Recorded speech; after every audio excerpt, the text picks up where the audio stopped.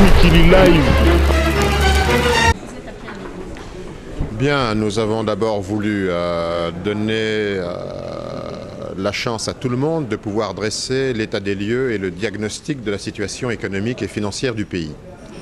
Et donc, c'est les 3 derniers jours au cours desquels les interventions ont été dans le cadre de ce diagnostic qu'on veut tous établir, de sorte que demain, nous aurons déjà un document commun.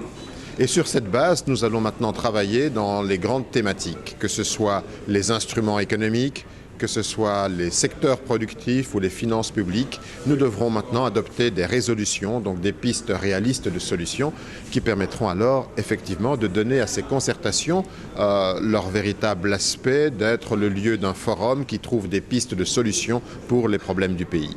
Croyez-vous qu'à l'issue de ces travaux, les préoccupations de la population vont trouver un écho favorable?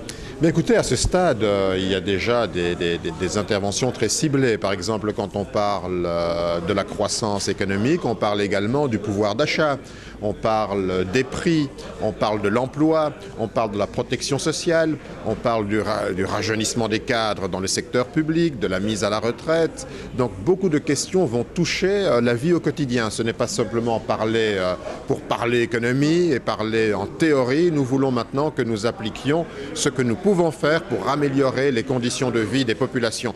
Si les concertations n'aboutissent pas à des mesures très précises en termes de justice sociale, en termes d'émergence d'une classe moyenne, en termes d'amélioration du vécu quotidien par les infrastructures, la mobilité, le logement, l'accès au crédit. Wikili Live.